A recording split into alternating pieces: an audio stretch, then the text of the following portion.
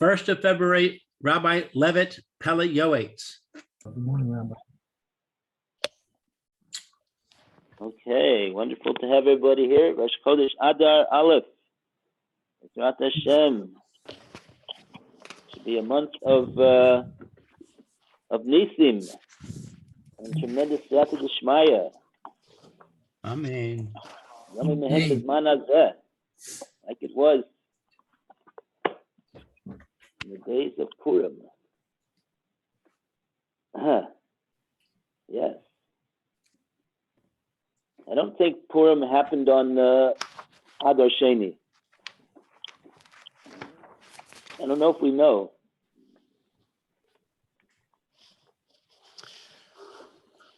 Anyway. It says the 11th month when it talks about the Gorel. The 11th month. Uh-huh. Because the Gemara that says that we presents two opinions.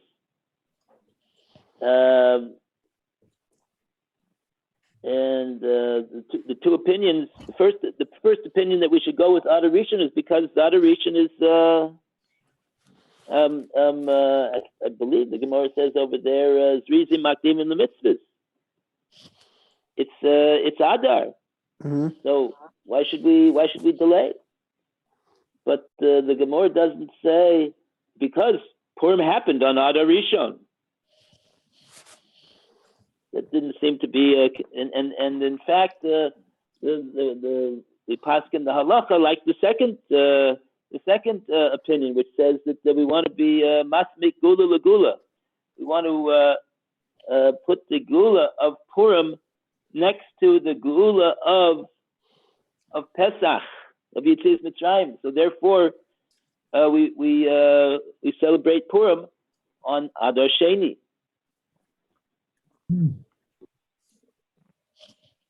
So we're getting some Purim Torah, more than Shloshim Yom Kodem HaChag. Okay. So we, gentlemen, we have concluded the entry of Hodah, admission. And now we go to Hidur. Hidur mitzvah, the beautification of a mitzvah. And we'd like to call upon Eliezer. Start off the reading. Okay, Hidur mitzvah moa al me'ava. Hidur mitzvah, beautifying mitzvah comes through love. Ki ha'oved b'yira eno b'vakesh ela l'tzeisidei chova.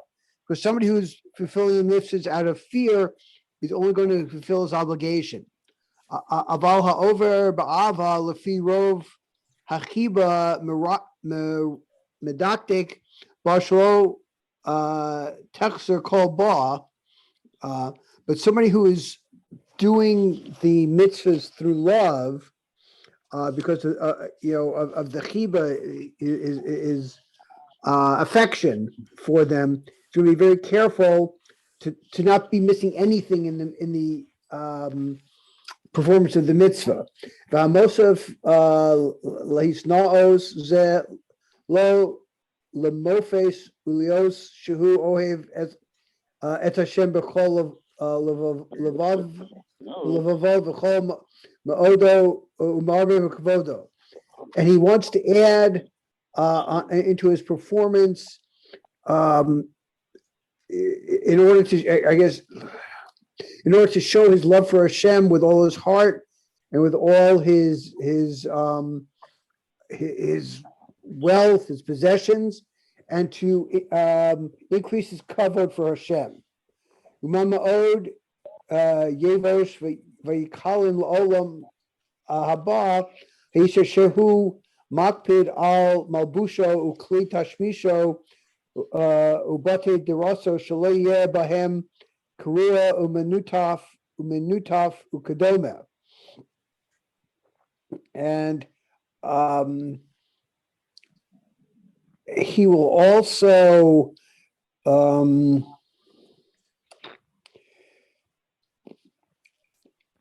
in order to attain his place in the world to come, he'll be very makpid in how he dresses and the kelim he uses in the performance of mitzvahs, and the house the house he lives in. So there will not be any defects or complaints about it. Umiyafa beso besid v'tziyurim ukiyurim, and I guess his house will look nice. He will paint it. He will decorate it. B'mitzvos Hashem enu mapkid al karoyim keurim, and in performing the mitzvahs of Hashem, he will not worry about I guess the effort and the expense. The Asher Isha Ovev Es Kono, and happy is a person who loves his maker. U'mechabed Hashem mehono umarba, but also al hamitzvos lehis naos yise birchas meis Hashem tzavakos. Okay, so happy is the man who loves his maker and honors his who honors Hashem. He gives splendor to Hashem through his mitzvahs, and he will receive blessings from Hashem tzavakos. Call kavel dina b'milei the alma dain lo yelech achar hahidur libnos batim tovim v'dira na'eh lios hadur bilabusho bigdei rikma v'hishtamesh b'kelim na'im kelim mikelim shonim. And all who receive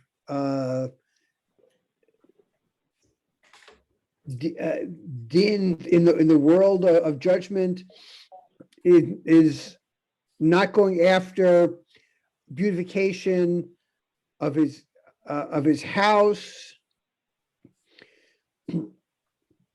of building a house, a nice house for himself, and to have nice clothing, and nice utensils and adornments and things like that. Kigerim nachnu kecholche drachim orche nata lalun. Because we are like strangers. I guess in this world we're like strangers, and we're like people who are walking on the roads, or guests who are just spending the night. Behin emesh amru, and it's truth we say in Erevin. Imeshalcha hatev lach, hakol fi mashahu adam. Im chaninu Hashem osher unechasim rubim yiskasa bamesh sheyesh lo v'yivnet batim lefi kvodo.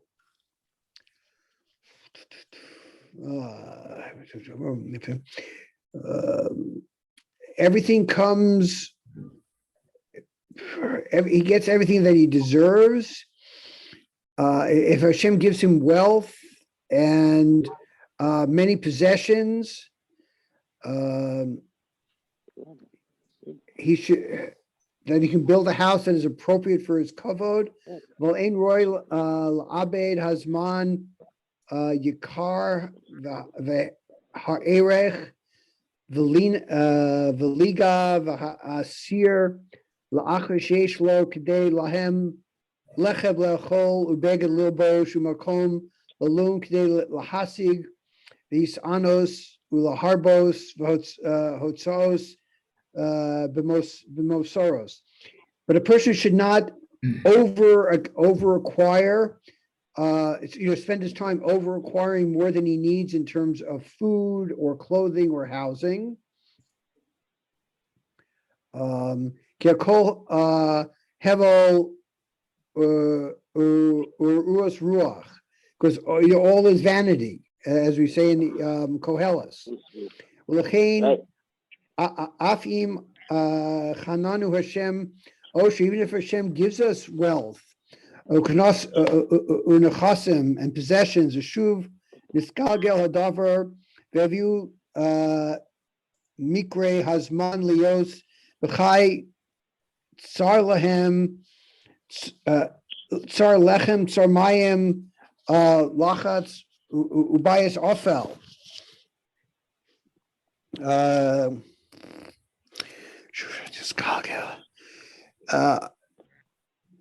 I guess we don't use our things properly as Hashem wants us to. Then they will turn to to waste and ash, and there will be pain and suffering, and you'll live, in a bias offel, a dirty house. Al yakpid al yetz ta'er. You do not, or if, I guess if this comes, you don't worry, do not worry about it. Kol meshav olam hazeh reik v'hevel, because everything in this world is emptiness. Vein lonu mechayim ela lavor es borenu, and we're only in this world to serve Hashem, lasos nachas ruach, to give Him pleasure from our actions, yosher, to please His will, v'zeh tehei kol megamasenu v'kol chavsenu mervrenu kisham beisenu. And to use what we have to serve Him, and because that's our purpose here. I don't know how I did on that, but very good, very good. Yeah, you got the basic point over here that he's saying is that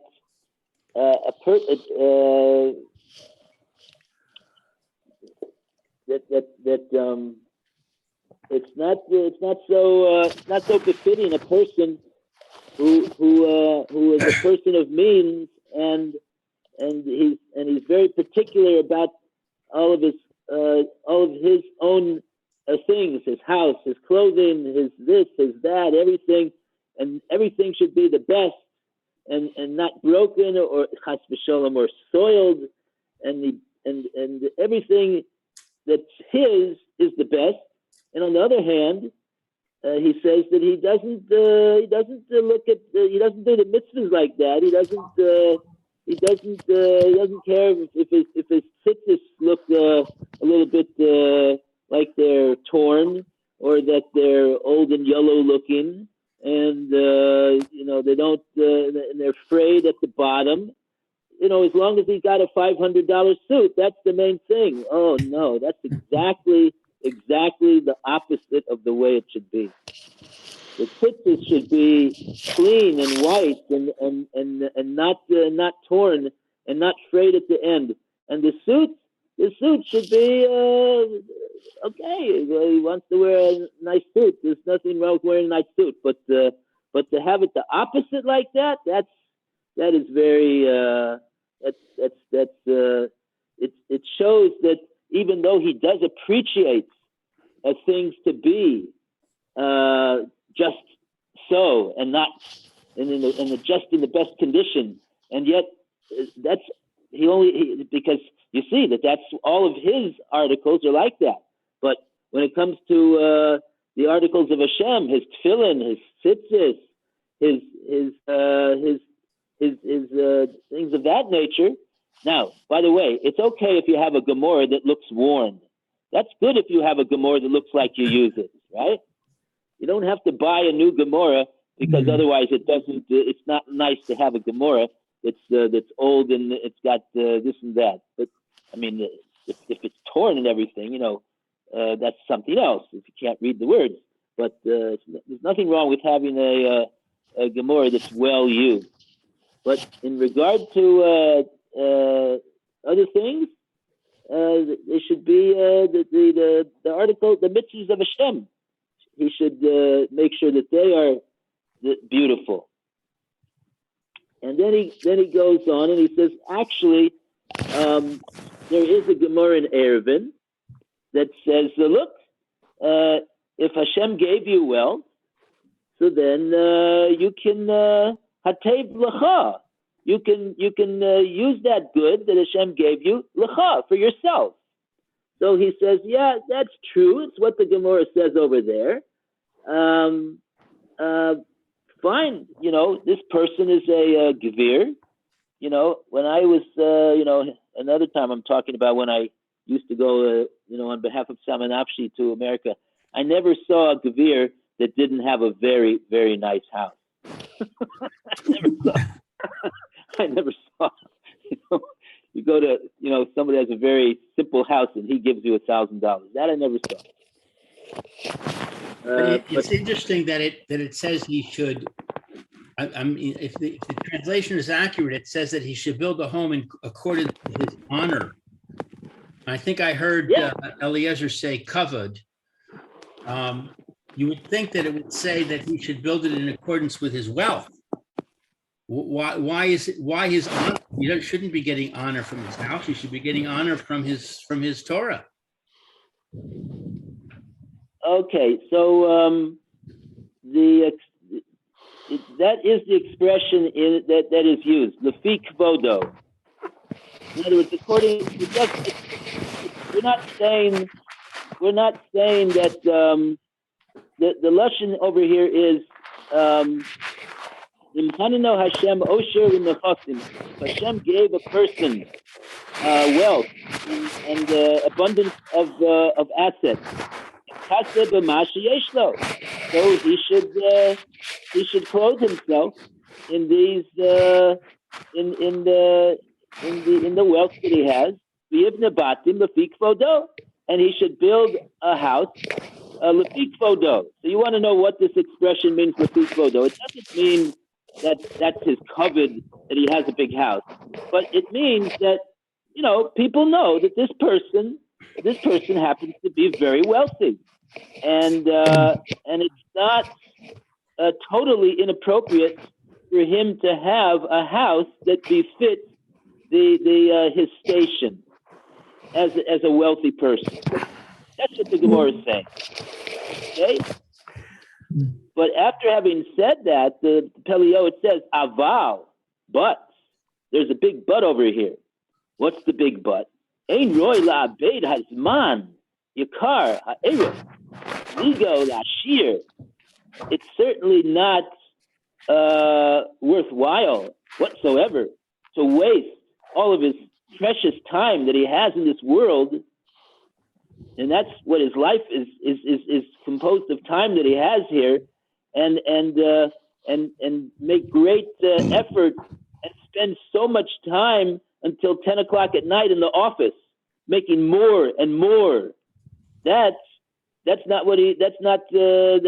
on the contrary.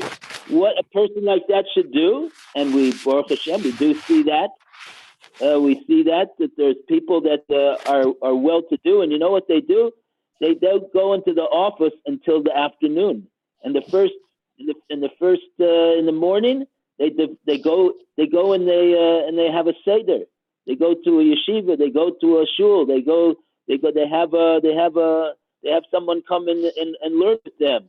And that is what they should do with their wealth.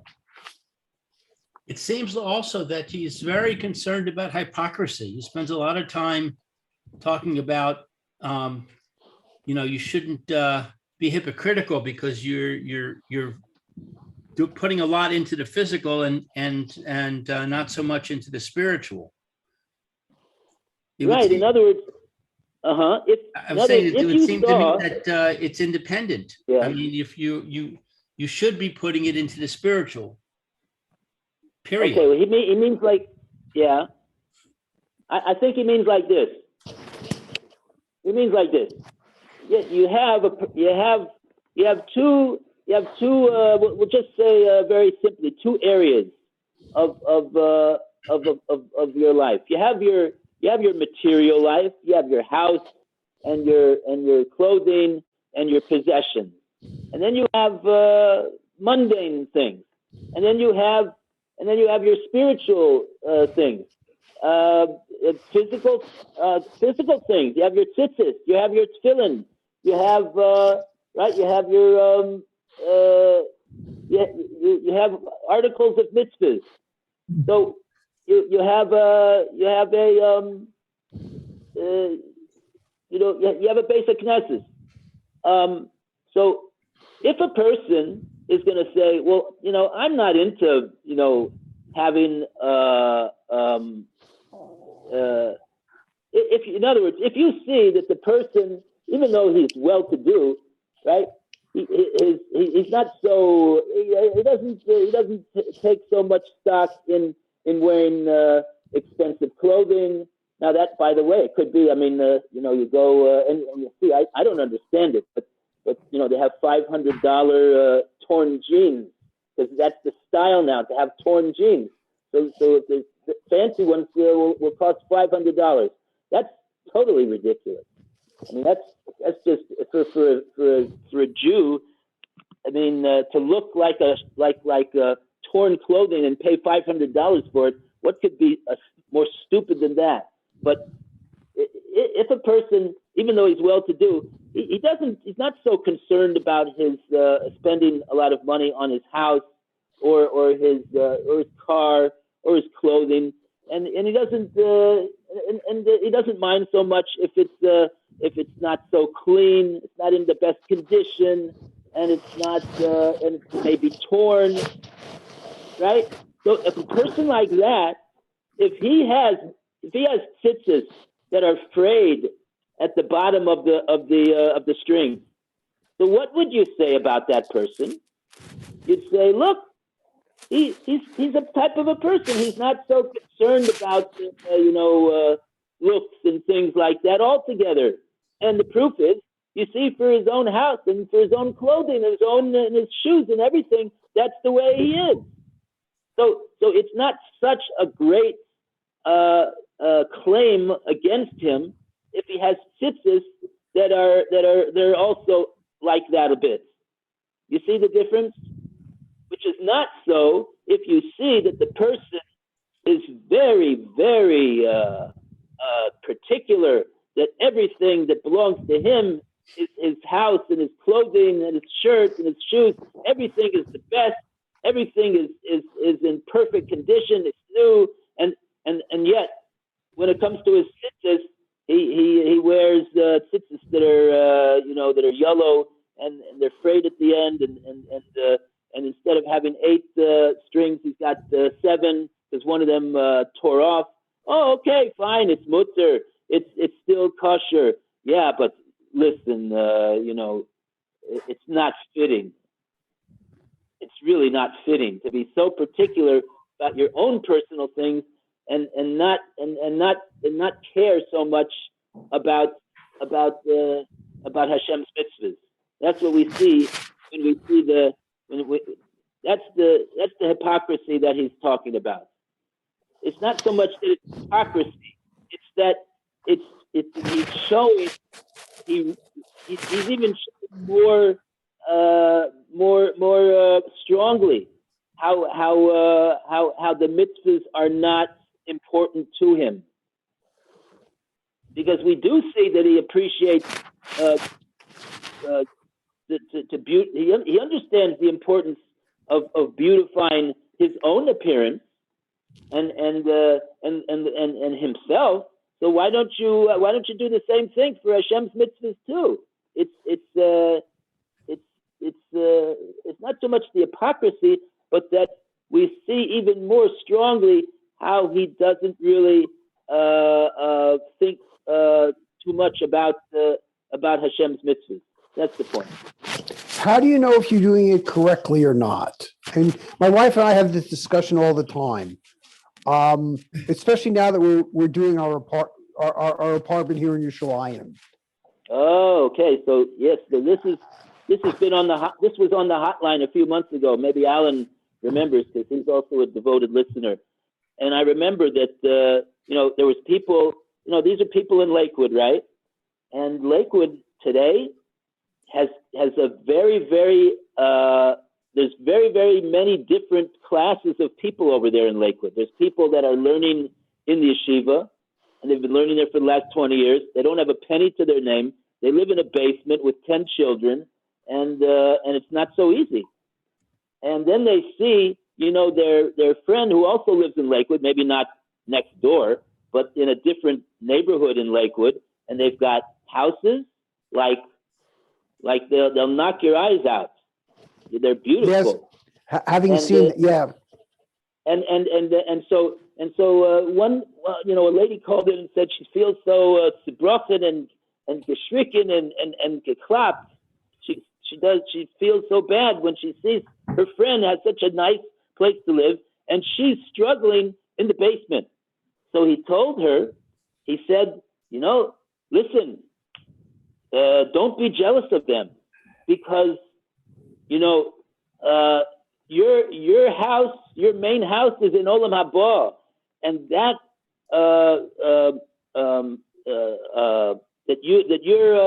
you're putting yourself out in order that your husband can learn Torah, in order that your children can be raised also to learn Torah. That's a tremendous achievement on your part, and your house in Olam Haba, you'll see, is going to be a lot bigger than the houses in Olam Haba of those people that have big houses in Olam Hazeh. And so what happened after that? All the people that have the big houses called him up. and they say, what you made us feel bad now. So what did he say to them? He said, look, you got to be truthful, right? First of all, thank Hashem that He has given you the ability to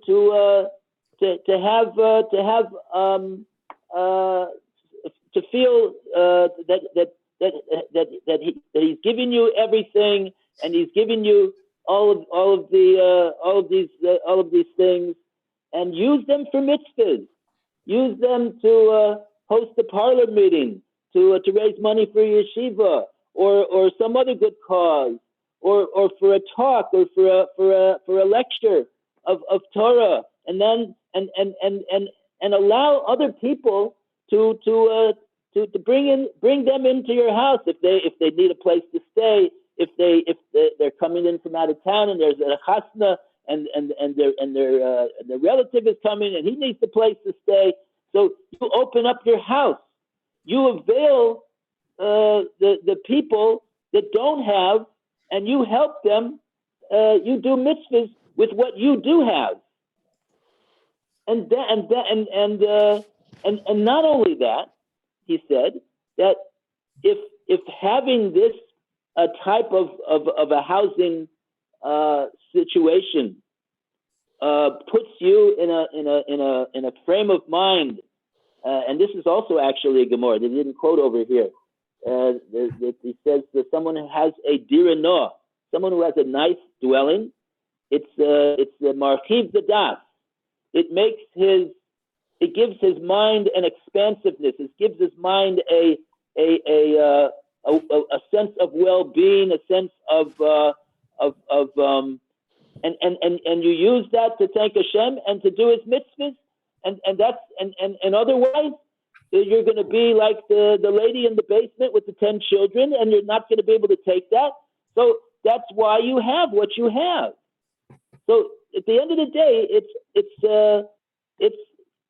what we do. Everyone does what they need to do in order to make themselves a bigger, better, happier, healthier person and closer to Hashem. And that's what it's, and therefore there's people that have larger houses because that's what they need in order to do that. And there's other people that don't. And that's what Hashem gave them. and that's what they have in order to do what it is that Hashem wants them to do in this world. Does that answer the question a bit? Somewhat. Okay.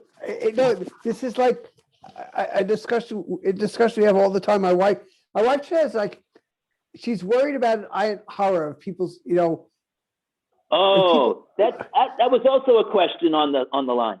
Well, didn't we talk about that yesterday? That there isn't any. Yeah. So this is the story with the Ayin Hara. This is the story with the Ayin Hara.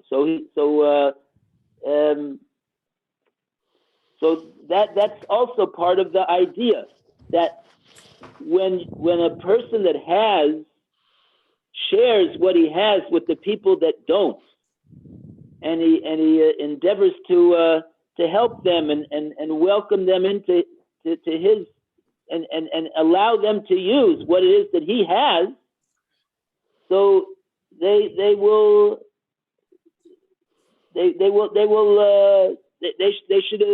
should be appreciative of the fact that he's allowing them to that he helped them and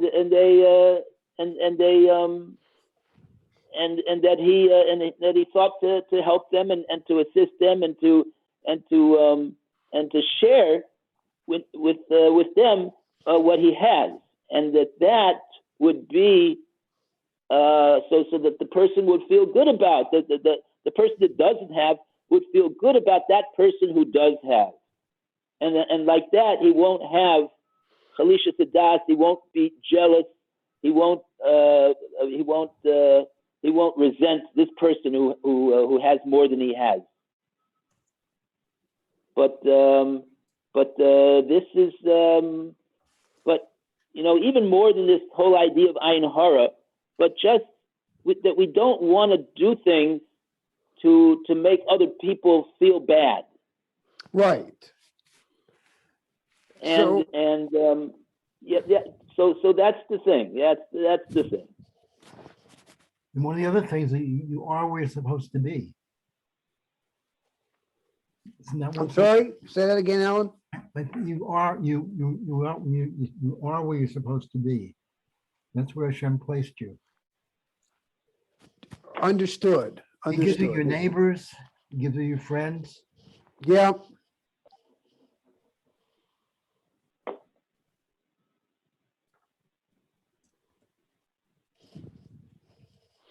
All right. I appreciate the answer. Okay. That's a little bit about what I've heard about that idea. But it's definitely I'll tell you one thing. It's certainly something. It's very fitting. It's very fitting to think about the things that you're thinking about.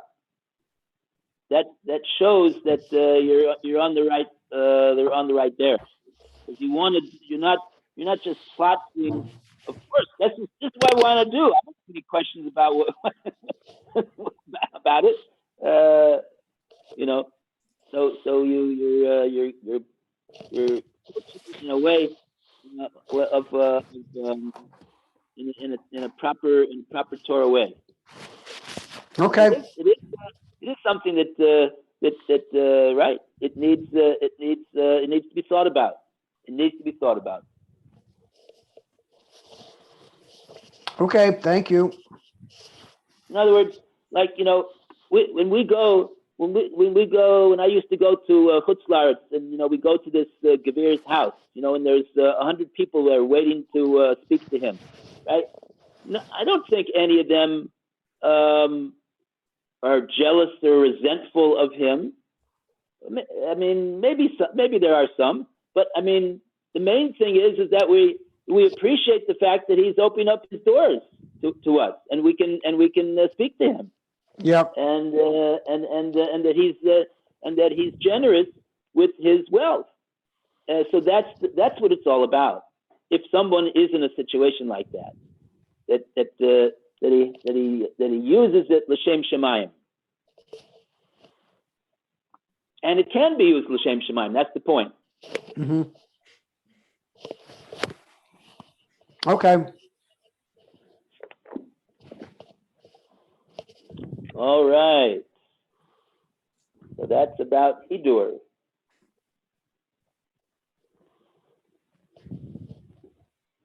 Very good. So we have any time left? Yeah, we have time. Okay. So should we proceed to the next section? Oh, hashgama. Boy, boy. Yeah. I think I need to read about this.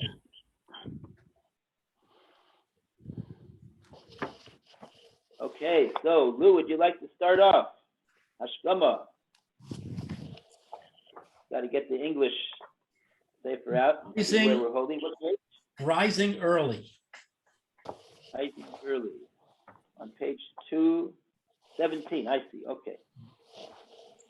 Our sages said, rise up against and kill the person who comes to kill you. The commentators explained that this refers to the evil inclination that comes to kill you. Rise up and kill him first. There's nothing better for killing the evil inclination than getting up in the pre-dawn hours of the night. This early riser will continue to be even stronger since he began to control his evil inclination by being strong as a lion to get up early for the service of his creator. Behold, God stands over him, and a thread of kindness is drawn upon him. As our sages explained in the verse, God commands his kindness by day. By night, his song is with me. Also, by virtue of rising a few hours before dawn, he will be able to learn with peace of mind, to acquire a sense of holiness, and to pour out his supplication and forgiveness more than in an entire day. This is the fruit of waking the dawn. Woe unto those who get up early to sit idly and smoke. Regarding them, God says, they have abandoned me, the source of living water, to dig cracked wells.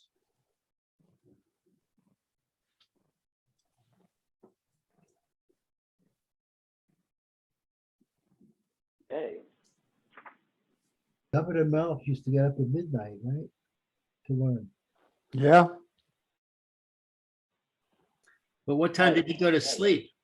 I don't know. 11:55. Well, yeah, actually, the Gemara in Brachos, the first mission in Brachos talks about it's actually Krishma Shachris, and then the second one is Krishma Shachris, and it speaks about the fact that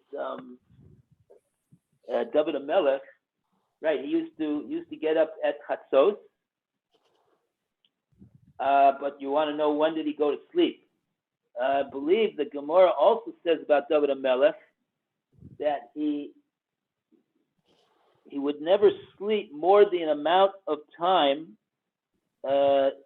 consecutive minutes, one after the other, that the tumor would descend upon him. And the Gemara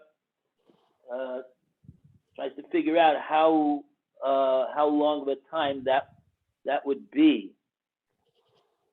And I think the halacha basically is that if a person was sleeping for a half an hour, and when he wakes up after a half an hour, he should wash his hands. Less time than that, he doesn't have to. But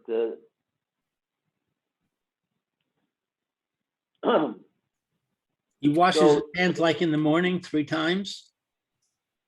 yeah, because why do we wash our hands in the morning 3 times also? There's really 2 reasons. One of them is that because we've had a fixed sleep at this point. Hopefully more than 30 minutes. But but that's one of the reasons that we wash our hands, because there's the ruach ra on the hands after a fixed sleep. Hmm.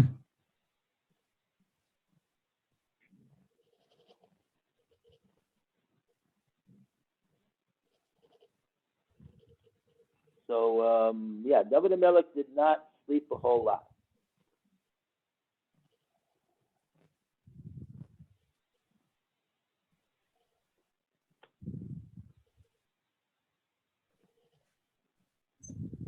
Okay, but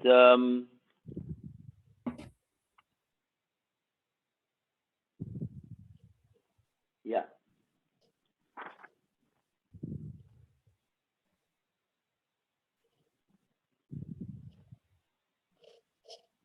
Okay, so It's 11:27.